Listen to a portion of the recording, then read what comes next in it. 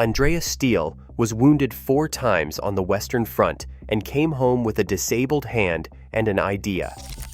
What he built from it has been the world's largest chainsaw company for over 50 years. Andreas Stihl was born on November 10, 1896, in Zurich, Switzerland. His father was a haulage contractor, a man who moved heavy things from one place to another. From childhood, Stihl understood weight, effort, and the cost of moving things the hard way. In 1915, at 18 years old, the war called him. He went to the Western Front. He was wounded 4 times. The last injury in 1916 left him with a disabled left hand and only partial use of his left arm. In 1917, the Army discharged him. He enrolled in mechanical engineering at the Technical Institute in Eisenach and graduated in 1920. He spent the next few years as a consultant for steam engines at sawmills. Every visit put him in front of the same scene. Massive stationary machines inside the mill. Outside, men destroying their bodies hauling logs to feed them. The tree always traveled to the machine. The machine never moved. He had one good hand and one idea he could not let go. The saw must go to the tree. In 1923, he co-founded a small engineering firm in Stuttgart with a friend named Karl Hull. It dissolved 3 years later.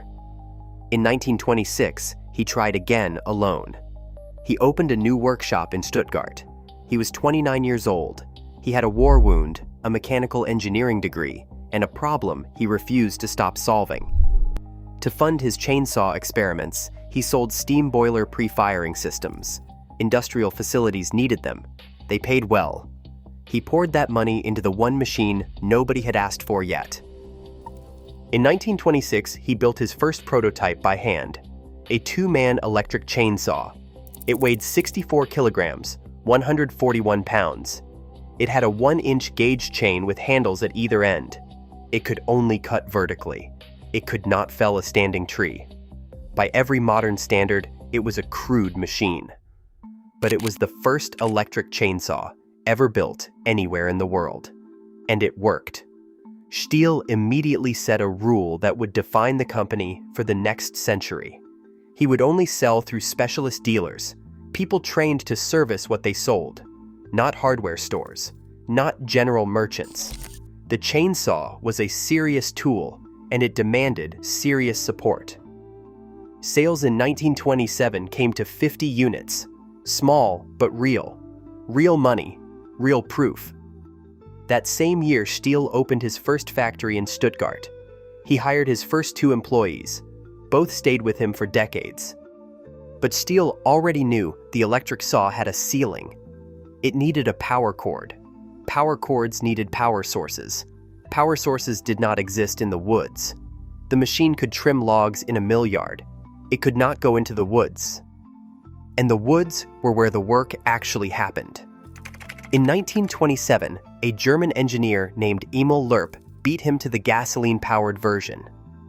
Lerp tested the world's first gasoline-powered chainsaw on the slopes of Mount Dolmar in Thuringia and founded a company named Dolmar to produce it. The machine weighed roughly 125 pounds and required 2 men to operate. Loud, heavy, difficult, but it ran on gasoline. It could, in theory, go anywhere. Stihl studied the problem and kept building. In 1929, he unveiled the Stihl Type A, his first gasoline-powered chainsaw. It weighed 46 kilograms and produced 6 horsepower. Still a 2-man saw. One man operated the engine side. The other guided the far end of the bar. Together, they could fell a standing tree. This was a different category of tool entirely. The electric saw stayed in the yard. The Type A went to the tree. Stihl traveled personally to demonstrate it. As he described it himself, the saws were grabbed out of his hands. The first exports went to Switzerland, the Netherlands, Belgium, France, then Russia, then North America. In 1931, Stihl became the first European company to export chainsaws to both the United States and the Soviet Union. Two ideologically opposed superpowers. The same forest problem. One German machine. Then, the Great Depression arrived. Timber demand fell. The logical response was to cut production and wait. Stihl did neither. He used his factory capacity to manufacture washing machines. The chainsaw business slowed. The company did not. In 1933, Andreas Stihl joined the Nazi Party. In 1935, he joined the Allgemeine SS. He was not called for military service during the war. He ran his factory. By 1941, the company employed 340 people producing chainsaws for a nation at war. The company also used forced labor. Approximately 40 foreign workers per year from 1939 to 1943. How many were slave laborers remains unknown.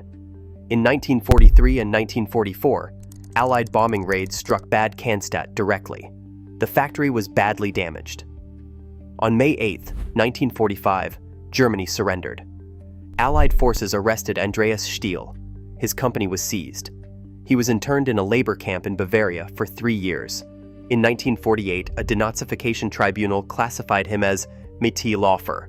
In German, this means follower, the lowest liability category. He was released. His company was returned. The classification was controversial. Many industrialists who had profited from the regime and used forced labor received the same ruling. Stihl's case fit a pattern that drew lasting criticism. Andreas Stihl walked out of the internment camp. He was 51 years old. His factory had been bombed. His workforce had collapsed from 500 employees to 80. The German economy was in ruins. He went back to Weiblingen. He went back to work. The saw still had to go to the tree. That had not changed. The world had burned down around the idea, and the idea was still there waiting. His trustee Karl Gutier had kept 80 workers together through the internment years. What the legal classification could not give back was customers, capital, or a workforce at scale. Those had to be rebuilt from nothing. He started where he always started, with the machine. His target was one man, one saw, no partner. In 1950, Stihl released the BL model, the first petrol-driven chainsaw designed for single-person operation. Still heavy, still demanding. In 1954, the BLK arrived. It weighed 31 pounds and produced 4.5 horsepower. For the first time in chainsaw history, a gasoline-powered saw was genuinely portable. Compact enough to maneuver between trunks, light enough to carry up a slope, powerful enough to cut through hardwood cleanly. 2 years later, the German army adopted the BLK as its official chainsaw. The breakthrough arrived in 1959. The machine was called the Contra. It weighed 12 kilograms, 26.5 pounds. It produced 6 horsepower and ran at 7,000 revolutions per minute. Every chainsaw before the Contra had a gearbox. Gears add weight. Gears add mechanical complexity. Gears fail. The Contra eliminated the gearbox entirely. Direct drive. Engine power went straight to the chain with no intermediate mechanism. Lighter, simpler, more reliable. The Contra also carried a diaphragm carburetor. A standard carburetor relied on gravity to feed fuel to the engine. Tilt the saw too far, and the engine starved. The diaphragm carburetor used a flexible membrane instead of gravity. Fuel fed to the engine regardless of the saw's angle. A lumberjack could hold the Contra horizontal, vertical, inverted. The engine kept running. Before the Contra, the work dictated the tool's orientation. With the Contra, the operator moved freely. The tool followed. The work dictated nothing. Forestry companies that adopted the Contra measured the result precisely. Productivity increased by up to 200%. Operations that required 2 workers with a previous generation saw now required 1 worker with a Contra, and that 1 worker finished faster. Daily production jumped from 104 saws to 500 by 1964. Revenue grew at double-digit rates year after year. The Contra's effect was not just commercial, it was social. For centuries, the lumberjack occupied the lowest rung of the labor hierarchy. Hard work, low pay, invisible. The introduction of the modern chainsaw changed their status entirely.